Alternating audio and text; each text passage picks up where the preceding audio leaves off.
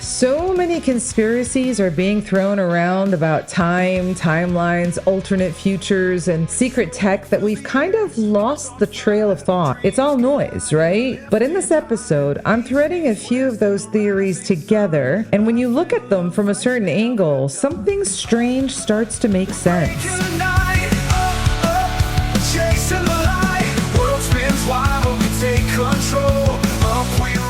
You see, instead of these being isolated weird tales, my real question is, how do these start forming a collective story? So guess what I did? I dove in. I found the glitch, I noticed the patterns, and yeah, I'm scared. You see, we keep hearing about these theories, one theory at a time, and we've never really come across people that put them together to understand where it's all coming from. But when we do put them together, you start to realize that everything that we believed about time, power, and history was pretty much curated. I mean, what if the future isn't waiting to be written because someone already wrote it?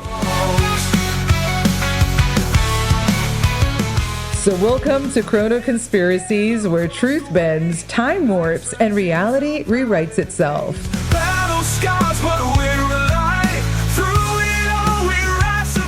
I decided to make the brave attempt of creating a chronological order to the conspiracies. We keep hearing them thrown around, but yet I am yet to understand where do these theories meet. So from the missing days of the Julian calendar reform that had medieval peasants convinced the church had stolen time itself, to the phantom time hypothesis suggesting Emperor Otto III fabricated 297 years of history, our relationship with time has always been complicated. So whether you're listening from a Tokyo capsule hotel where time seems compressed into efficiency, or an Italian piazza where it stretches languidly with your espresso, or somewhere in the vast Australian outback where Aboriginal Dreamtime challenges our very notion of chronology, welcome to the temporal twilight zone. So now adjust your watches, question your calendars, and prepare to have your perception of time itself dismantled. You say freak like it's a bad thing. Now, let's begin with the Committee of 300. Have you heard of them? So, the story goes that in 1727, while Britain was busy with its imperial ambitions and Bach was composing cantatas, the British aristocracy quietly formed what would later be dubbed the Committee of 300. Dr. John Coleman, a former intelligence officer and author of Conspirators' Hierarchy, The Story of the Committee of 300, claims this group evolved from the British East India Company's Council of 300. Now, let's keep in mind conspiracy theories flourish in the absence of transparent governance, and transparent governance has never exactly been humanity's strong suit, now has it? So let's examine what's actually verifiable before we get carried away. Please verify you are a human. The alleged committee sits at the center of a conspiracy web. They supposedly control everything from who wins elections to what song gets stuck in your head this week. Skeptics point out that attributing such perfect coordination to any human organization ignores the basic reality that most committees can't even agree on lunch orders, let alone orchestrate global events with clockwork precision. And that just so happens to be my core belief. However, let's carry on.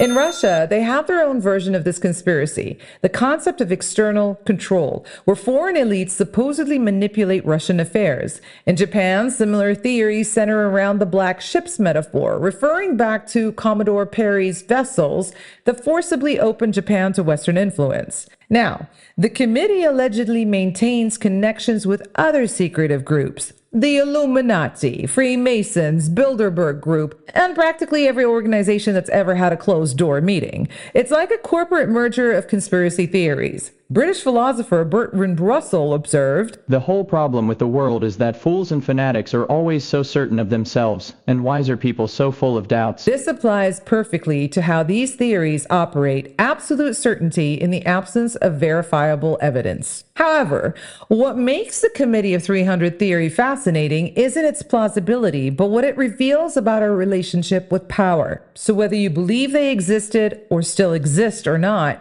That's not the point. You see, throughout history, from the French Revolution to the Arab Spring, people have recognized that power often operates behind closed doors. The committee conspiracy simply puts names and structures to that uncomfortable reality. Now, consider historical precedences such as the Congress of Vienna in 1814, which really did feature European powers carving up the continent behind closed doors.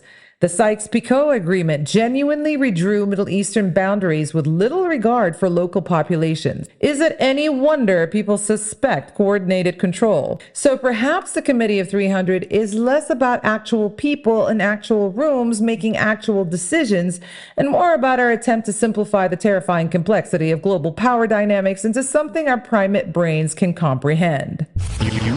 You are now tuned in to your number one radio station.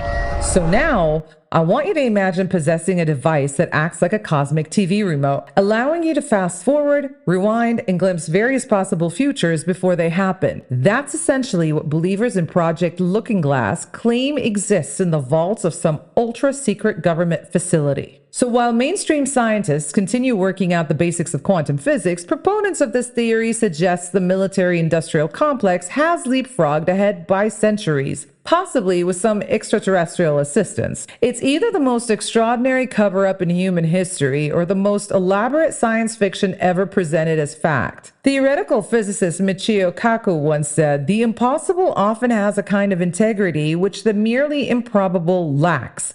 And if nothing else, Project Looking Glass certainly has integrity in its impossibility. You see, according to whistleblowers who conveniently remain anonymous, the yellow cube, or looking glass device, supposedly harnesses properties of curved space-time to offer glimpses of potential future timelines. The theory suggests it works somewhat like a quantum computer, calculating probabilities rather than providing absolute certainty. What's particularly interesting is how these claims intersect with legitimate cutting-edge physics. Closed time-like curves, theoretical paths through space-time that return to their starting point, do exist in some solutions to Einstein's field equations. Australian physicist Norman Yao has even conducted experiments suggesting that quantum particles might behave as if they're moving backward in time under certain conditions. So the gap between these legitimate scientific explorations and a fully functional time-viewing apparatus remains a little bit astronomical.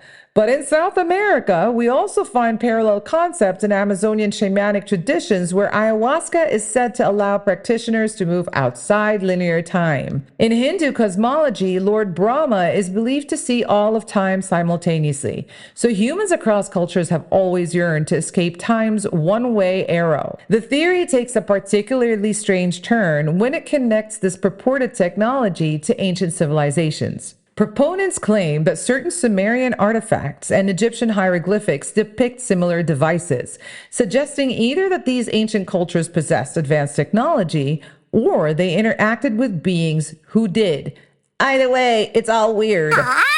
Some point to the Baghdad Battery or the Dendera Light as evidence of ancient advanced technology. What they conveniently ignore is that archaeologists have far more prosaic and evidence-based explanations for these artifacts. Famed archaeologist Sarah Perrick wrote, The ancient world was full of innovative thinkers, but attributing modern technology to them robs them of their actual remarkable achievements. The looking glass narrative perfectly exemplifies what anthropologists call hyperdiffusionism, the tendency to attribute all ancient accomplishments to a single advanced source rather than recognizing independent human ingenuity across cultures. So even as a thought experiment, even if you don't want to believe it, Project Looking Glass does raise questions.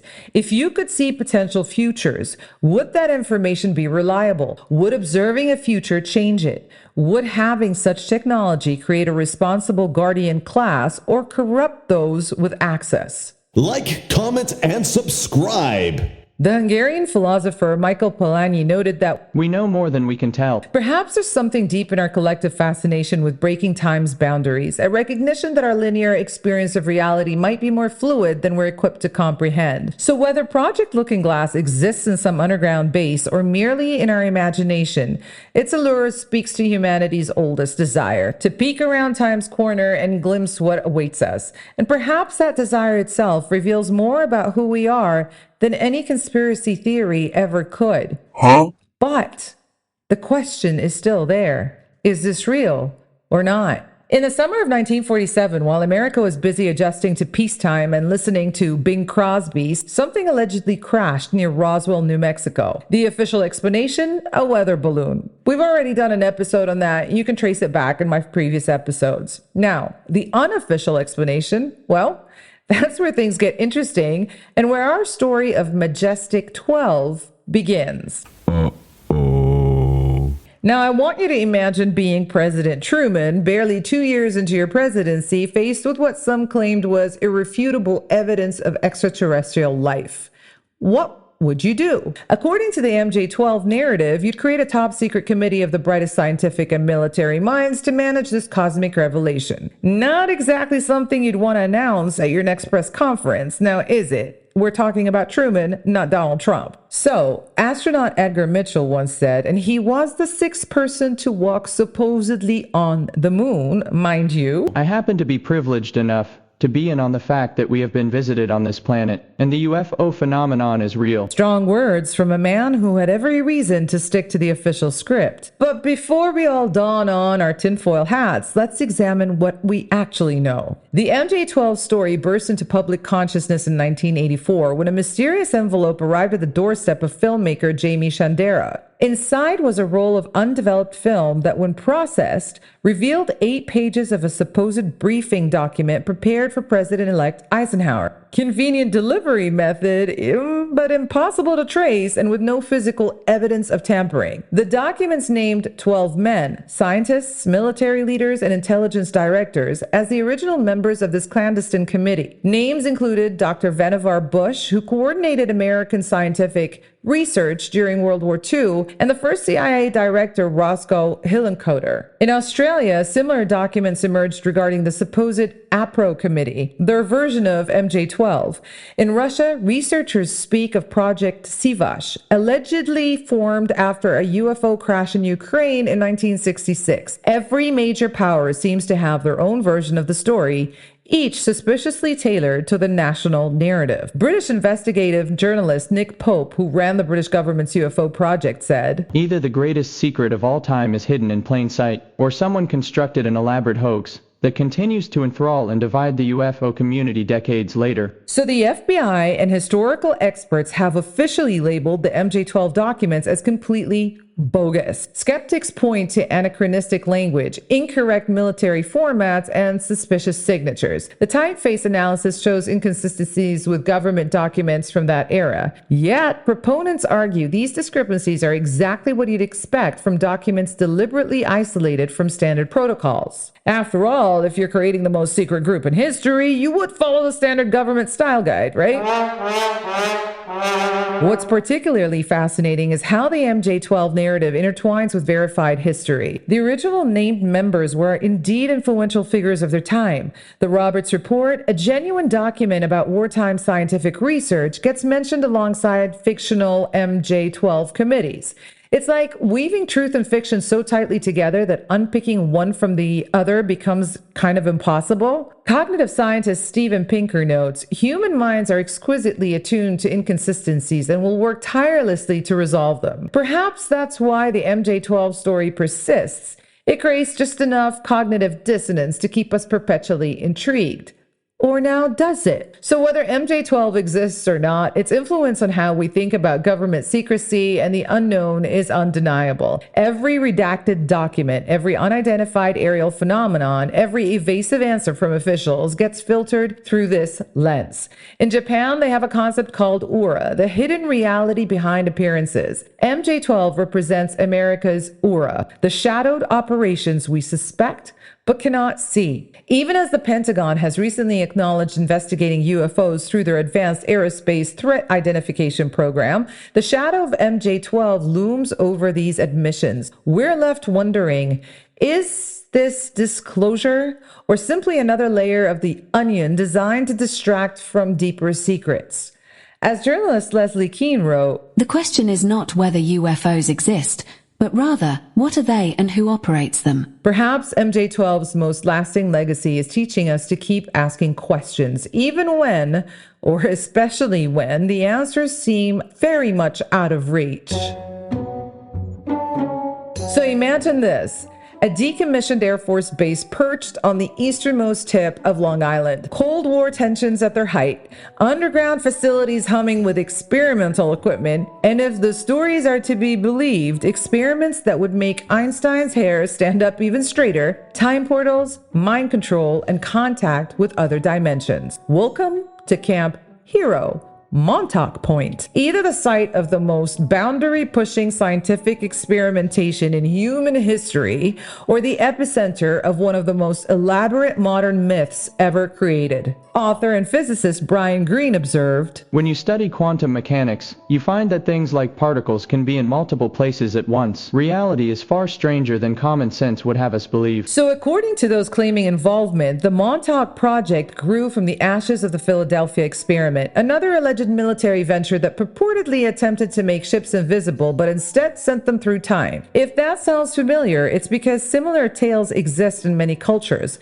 from Finnish myths of the Sampo, a magical aircraft that could change reality, to Aboriginal Australian concepts of songlines that transcend time. Preston Nichols, one of the primary sources for Montauk lore, claimed to have recovered repressed memories of working on the project. He described the Montauk chair, a device that could supposedly amplify psychic abilities to the point where thoughts could manifest in physical reality. Think of it as a government-funded attempt to prove Roald Dahl's Matilda was a documentary. You see, physicist and author David Deutsch of Oxford University, while not commenting on Montauk specifically, has proposed that quantum computing could theoretically exploit multiple universes simultaneously. The gap between this legitimate theoretical work and manifesting monsters with your mind, however, remains rather substantial. The alleged technological capabilities at Montauk do read like a sci-fi writer's wish list. Time tunnels allowing travel to different eras, mind control techniques that could program assassins, interdimensional portals connecting to alien worlds, and psychic enhancement that enables remote viewing. Whoa! And in South Korea, similar rumors swirl around experiments supposedly conducted at Gyeongsan Mountain. In Russia, tales of the Kapustin Yar facilities include comparable claims of psychic research and time manipulation. These parallel narratives suggest something fascinating about human psychology. Across cultures, we create remarkably similar stories to explain the unknown. Now, what makes Montauk particularly interesting is how it incorporates verified elements. Camp Hero was indeed a military installation. The Sage radar system there was genuinely massive and powerful. Project MK Ultra did conduct ethically questionable mind control experiments. The story takes these documented truths and extrapolates them into something far more fantastic. Philosopher Paul Feyerabend provocatively stated, The only principle that does not inhibit progress is anything goes. perhaps the Montauk Project represents our collective imagination taking this principle to its extreme. Or maybe not. Whether you realize it or not, you've probably encountered the Montauk Project's influence. The hit series Stranger Things was originally titled Montauk and draws heavily from these legends, a secret of government facilities, psychic experiments on children, tears between dimensions, even a monstrous manifestation. What's fascinating is how popular culture and conspiracy theory feed off of each other in an endless loop. The visuals we see in films help shape how we imagine secret projects, which in turn inspire new creative works. Japanese anime like Steins Gate explores similar themes of government time travel experiments, showing how these narratives resonate globally. Science historian Michael Gordon notes that pseudoscience and conspiracy theories fill explanatory voids left by mainstream science. The technical jargon of quantum physics, with its uncertainty principles and observer effects, creates the perfect void for stories like Montauk to fill. Whether Camp Hero housed anything more exotic than radar equipment, the Montauk Project has achieved immortality in our collective imagination, proving that sometimes the stories we tell have more staying power than any physical experiment could hope for. So now, why all of this? Well, the context. What if the Committee of 300, Project Looking Glass, Majestic 12, and the Montauk Project aren't separate conspiracies, but different facets of the same prismatic reality? Oh, shit! You see, what if these aren't isolated incidents, but interconnected nodes. Just think about it for a second. A secretive elite with centuries of influence, advanced technology that peers through time's veil, recovered alien technology, and experiments that bend the fabric of reality itself. Viewed separately, each seems implausible. Now, viewed together, well, that's where things get properly interesting for me, and it's exactly why I'm doing this episode, which you may want to listen to all over again to understand why I came up with this conclusion. I mean, come on, Ed, it's bullcrap! Investigative journalist John Ronson once observed, "The thing about conspiracy theories is that they're simultaneously comforting and terrifying. Comforting because they suggest order instead of chaos. Terrifying because that order is malevolent." Today, we're experimenting that paradox up close. If we were to map these conspiracies as a power structure, it might look something like this. The Committee of 300 sits at the pyramid's apex. Old money, old blood, old power. They're the strategists with century-spanning patience, playing the longest of longest games in the world. Below them, Majestic 12 operates as specialized management, the technocrats handling one crucial domain, extraterrestrial affairs. They're the middle management of the conspiracy world, powerful within their domain, but ultimately answering to higher authorities. Now, projects Looking Glass and Montauk represent operational levels, the laboratories where theoretical power becomes applied technology. They're where abstract control meets concrete reality manipulation. You see, this hierarchical arrangement mirrors power structures we see across cultures. In ancient China, the emperor ruled through layers of bureaucracy. In medieval Europe, the aristocracy commanded through feudal hierarchies. The conspiracy narrative simply updates this age-old structure from the technological era. Former Canadian Defense Minister Paul Hellyer, yes, an actual government minister, stated publicly, "The secrecy involved in all of these operations makes it very difficult for anyone to really pursue the truth." So now, whether you find his claims credible or not, he raises a valid point about how compartmentalization makes mapping these alleged structures nearly impossible. You often stop to ponder about how huge the universe is and The technological threads connecting these conspiracies present a fascinating progression. According to these narratives, the crashed Roswell craft managed by Majestic 12 provided exotic materials and concepts that enabled development of the Looking Glass technology. You see, this technology then purportedly evolved into the more advanced reality manipulation capabilities of the Montauk chair. What we're looking at is essentially a technological tree where recovered non-human technology branches into multiple research avenues, one focused on seeing through time, and another on manipulating consciousness, a third on interdimensional access. This progression bears striking resemblance to how technological development actually works in verified fields. Consider how ARPANET evolved in today's internet, or how nuclear research branched into weapons, energy, and medical appliances. The conspiracy narrative simply accelerates this process and shrouds it into secrecy. That was legitness. Yeah, it was. Huh? Perhaps the most provocative thread connecting these conspiracies is the relationship with time itself. The Committee of 300 allegedly operates across centuries. Project Looking Glass supposedly views potential timelines. Montauk purportedly created actual time portals. Majestic 12 manages technology from beings who may experience time differently than humans do. This, at least for me, suggests a unified conspiracy where the ultimate prize isn't just control of space or resources, but control of time itself. The ancient Greeks understood with their concepts of chronos, sequential time, and kairos, opportune moments. Those who control time control everything. Let the games begin. Theoretical physicist Carlo Rovelli writes, "Time is ignorance. So if so, then mastery of time would equal ultimate knowledge, exactly what these interlinked conspiracies supposedly seek." So just continue playing along for a second.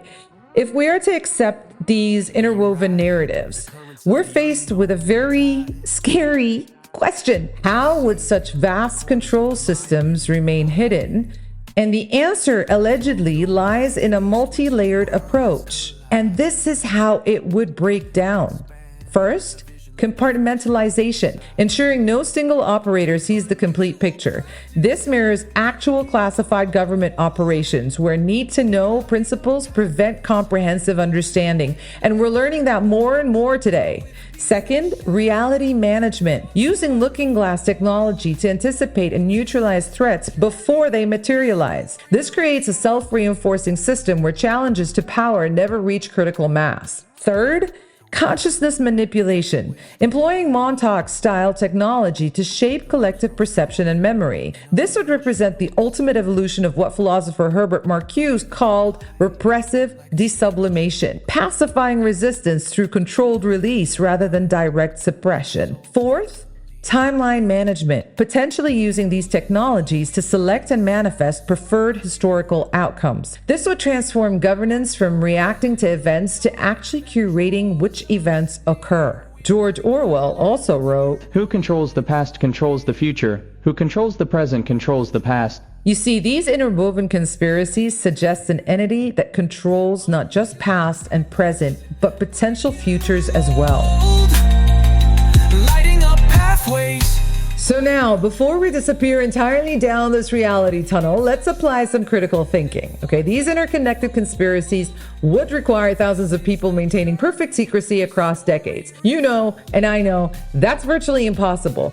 But they would require technologies that violate currently understood physics. They would also require infallible coordination across centuries. Human organizations, even small ones, typically struggle with maintaining coherent action across mere quarters or even fiscal years. We've all worked in companies and know how that goes. The idea that any group could maintain strategic direction across generations kind of strains credibility. And this is where I lose grip of my own argument. As skeptic Michael Shermer notes, extraordinary claims require extraordinary evidence, and the more extraordinary the claim, the higher the burden of proof. The evidence for these interwoven conspiracies remains predominantly anecdotal and circumstantial. What's perhaps most telling is how these conspiracy narratives evolved to incorporate new elements and immunize themselves against falsification. When predicted events fail to materialize, it's because the timeline was altered. When technologies don't emerge publicly, it's because they're being suppressed. This self-sealing quality makes these theories simultaneously compelling, but also suspicious. So whether these interwoven conspiracies reflect objective reality or not, Swiss psychologist Carl Jung might view these conspiracy networks as modern manifestations of ancient archetypes. The hidden ruler, the keeper of secrets, the manipulator of fate. They personify the impersonal forces that shape our lives in ways beyond our control or comprehension. Across cultures, we find similar patterns. Russian conspiracy theories often feature the world behind the scenes concept. Chinese narratives speak of black hands operating behind historical events. The specifics change, but the structure remains consistent, suggesting these narratives fulfill universal psychological needs. Humans think in stories rather than facts, numbers, or equations. Perhaps these interwoven conspiracy narratives persist not because they're factually accurate, but because they're narratively satisfying in a world that often seems to lack coherent plot or purpose. This could be true. This is a pragmatic attempt. But then again, what is the truth? So whether you see these interconnected theories as revealing hidden truths or as modern mythology, they undeniably serve as mirrors reflecting our relationship with power, technology, and time itself. As philosopher Hannah Arendt noted, power is actualized only where word and deed have not parted company. The space between official narratives and lived experience is where conspiracy theories flourish, and perhaps where we should look most carefully for glimpses of deeper truths about how our world actually works. I'm not saying they don't exist in one way or another, but until the chronology is clarified and the powers identified, we're back to rolling with the noise. So whether fact, fiction, or something else entirely, these stories echo a deeper truth that we, the people, are far more powerful than we're told, that time is not linear and neither is control. We're breaking the night, up, chasing the light. The threads we've unwoven today span centuries, dimensions, and the hidden corridors of power. They whisper of technologies beyond our comprehension and decisions made in rooms we'll never enter. But perhaps their greatest value isn't in their literal truth, but in the questions they compel us to ask. Throughout history, from the Luddites smashing machines to the Zapatistas in Chiapas, from Aboriginal Dreamtime to Silicon Valley whistleblowers, people have challenged the official narrative. They've peered beyond authorized reality and glimpsed something else, something that makes power uncomfortable. The menu is not the meal. The map is not the territory, and the history we're taught is not necessarily what happened. World spins while we take control. Up we rise, heart of rock and roll. Maybe the greatest conspiracy is convincing you that you are too small to change anything. The time flows in only one direction. That power is immutable rather than invented. Carl Sagan wrote that, "Somewhere, something incredible is waiting to be known." And perhaps that something isn't hidden in underground bases or secretive committees, but in our collective willingness to question, to wonder, to remain gloriously uncertain in a world addicted to false certainty. The moment you look beyond the veil looks back at you. Until next time, remember that time isn't just what the clock tells you. It's what you decide to do with it. Ta-da! Mom, somebody just followed me. Don't forget to like and subscribe.